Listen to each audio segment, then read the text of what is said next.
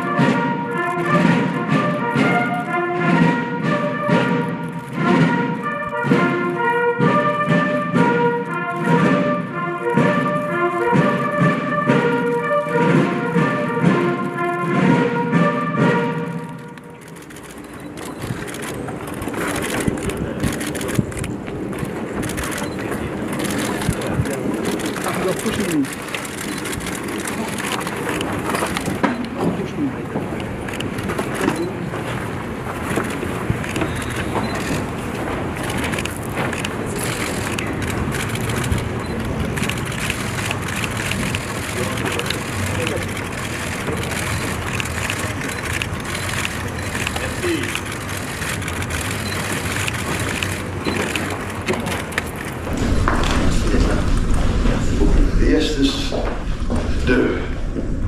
the room before, right? Exactly. Yes. You went here. Yes. We had a dinner. Yeah.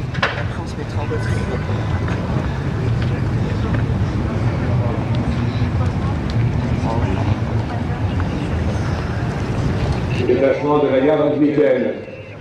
Portez à gauche. Gauche.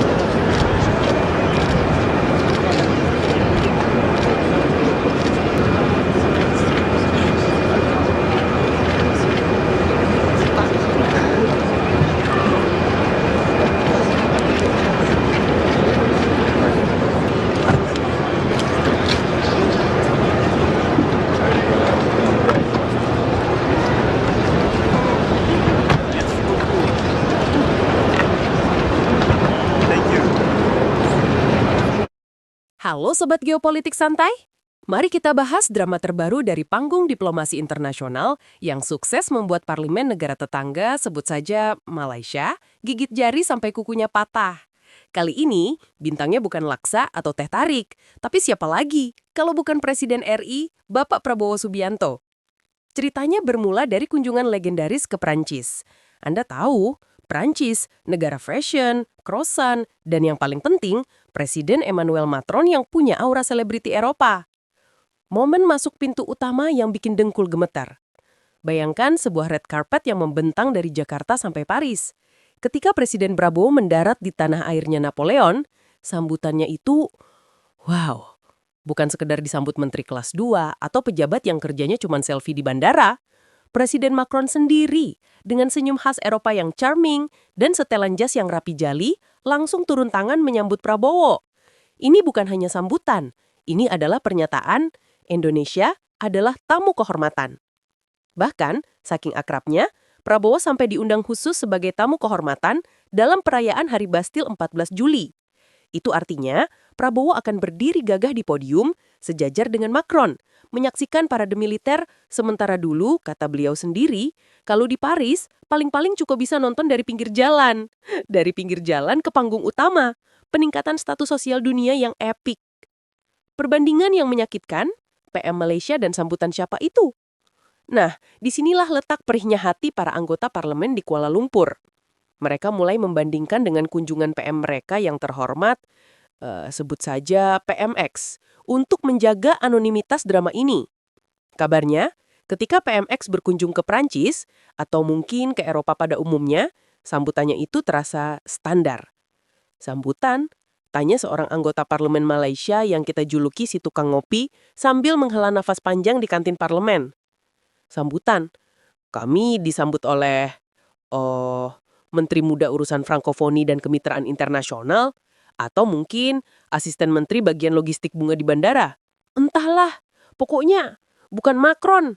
Paling mentok kami cuma bisa selfie sama patung Eiffel yang tingginya cuma sekaki di lobi hotel. Si tukang ngopi melanjutkan. Bayangkan, Prabowo dijemput langsung, dijamu kenegaraan, ada gala dinner yang mewah banget sampai piringnya berasal dari emas. Kami paling-paling cuma dapat briefing di ruang tunggu bandara, sambil dikasih kopi pahit dan senyum diplomatik yang terpaksa. Padahal kami ini kan serumpun. Kenapa aura kita tak sekuat itu, bro?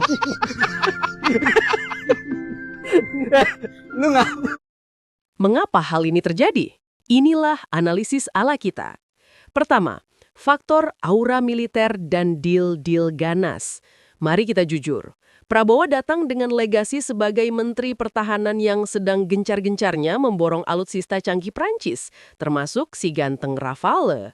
Datang membawa dompet tebal dan daftar belanjaan militer itu ibarat datang ke rumah mertua sambil membawa sertifikat rumah. Tentu saja, Macron akan menyambut dengan pelukan hangat sambil berkata, "Selamat datang, sahabat! Mon ami, mau nambah Rafale lagi? Gratis ongkir bulan ini." PM Malaysia datang. Mungkin mereka cuma mau bahas harga minyak sawit atau share resep nasi lemak. Penting sih, tapi tidak seseksi tawaran jet tempur. 2. Status tamu kehormatan versus mampir sebentar. Prabowo diundang khusus untuk Hari Nasional Perancis. Ini levelnya sudah bukan kunjungan kerja biasa, tapi sudah level sahabat karib yang harus duduk di meja utama. Sementara PM Malaysia? Mungkin kunjungannya tercatat di agenda Macron sebagai jam 14.00, rapat dengan PM negara Asia Tenggara. Yang mana ya? Cek kalender. 3. Sindiran halus dari balik tembok parlemen KL.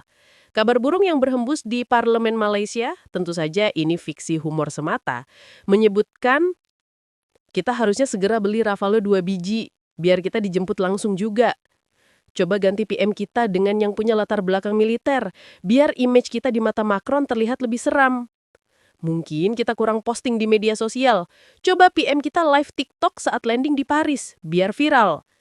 Intinya, kunjungan Prabowo ke Paris itu bagaikan pesta ulang tahun yang meriah, di mana Indonesia adalah bintang utama yang dipeluk-peluk oleh tuan rumah. Sementara negara tetangga hanya diundang sebagai tamu yang kebagian sisa kue di pojok ruangan. Penutup. Pesan untuk tetangga serumpun. Untuk para anggota parlemen Malaysia, janganlah bersedih terlalu lama.